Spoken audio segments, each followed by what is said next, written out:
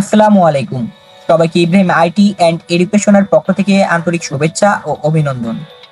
Basic computer টিউটোরিয়ালের ধারাবাহিক পর্বের দ্বিতীয় পর্বে আপনাদের সবাইকে স্বাগতম।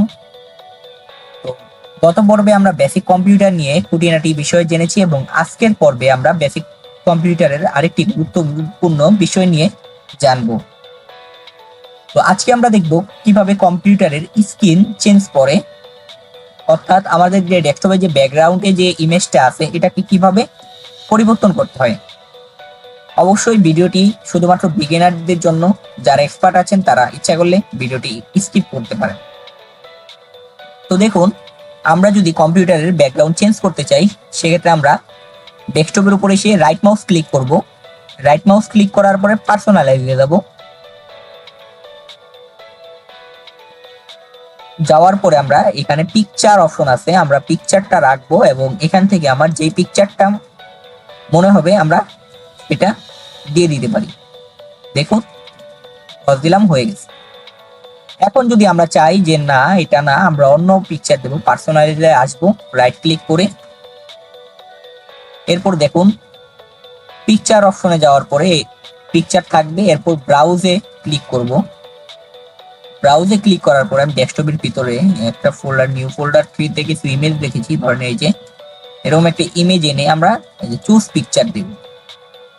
এখন যদি আমরা পরিবর্তন কেটে দেই, এখান থেকে এই অপশনটি দেখেন পিকচারটি কিন্তু পরিবর্তন হয়ে গেছে। তো এভাবে আমরা খুব সহজেই ব্যাকগ্রাউন্ড পরিবর্তন করতে পারি।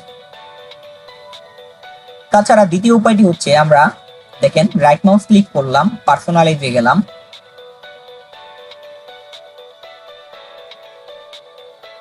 এরপর পিকচারের জায়গায় যদি আমরা সলিড কালার দিই, আমরা যদি এক কালারের ব্যাকগ্রাউন্ড রাখতে চাই, দেখুন আমি এই কালারটা রাখতে চাচ্ছি, দিলাম এবং ক্রস দিয়ে কেটে দিলাম, দেখুন হয়ে গেছে। আশা করি আপনারা এটা বুঝতে পেরেছেন। এরপর আমরা যদি চাই যে একটার পর একটা পিকচার আসবে, অর্থাৎ এক কালার না এবং একটা পিকচারও না, 1 মিনিট বা 5 মিনিট বা 1 ঘন্টা পর পর পিকচার চেঞ্জ হবে, তো সেক্ষেত্রে আমরা কি করতে পারি? সেক্ষেত্রে আমাদের same process, right mouse click করে পার্সোনালাইজে যাব,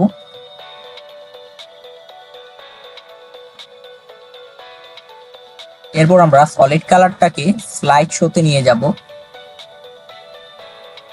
এরপর আমরা ব্রাউজে যাব। ব্রাউজে গিয়ে যে কোনো একটি ফোল্ডার সিলেক্ট করতে হবে, যে এই ফোল্ডারে কয়েকটি ইমেজ আছে, তো আমার এখানে বেশি ইমেজ নেই, এই ফোল্ডারটাকে আমি সিলেক্ট করে দিচ্ছি। এখানে 3টা ইমেজ আছে,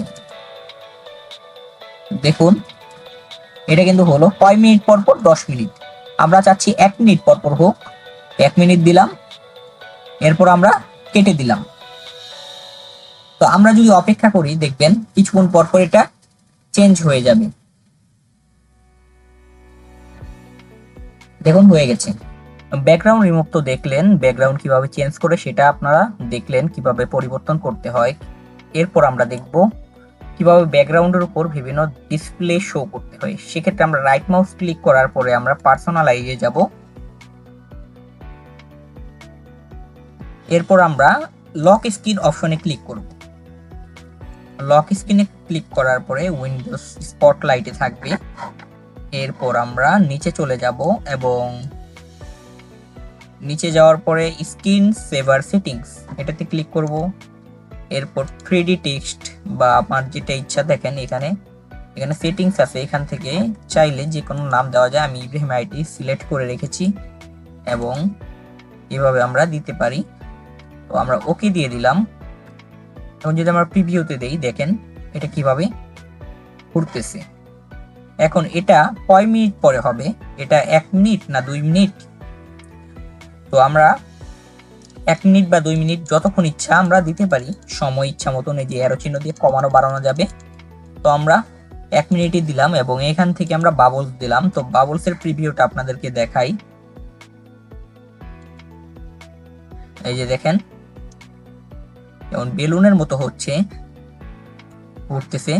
তো আমরা যদি এটাকে অ্যাপ্লাই দিয়ে দেই এবং এখান থেকে কেটে দেই এবং 1 মিনিট যদি আমরা মাউস না নাড়াচাড়া করি, তাহলেই দেখবেন এটা নড়তে থাকবে। ভিডিও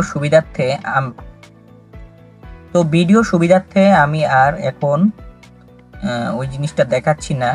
আপনারা যদি এটা রেখে দেন এবং কম্পিউটারে কার্যকলাপ না করেন তাহলে স্ক্রিনে এরকম বিভিন্ন রকম ইফেক্ট আসবে, আপনারা দেখে নেবেন। তো ভিডিওটি ভালো লেগে থাকলে অবশ্যই ভিডিওতে একটি লাইক দিবেন এবং চ্যানেলটিকে অবশ্যই সাবস্ক্রাইব করবেন। ধন্যবাদ সবাইকে। আসসালামু আলাইকুম।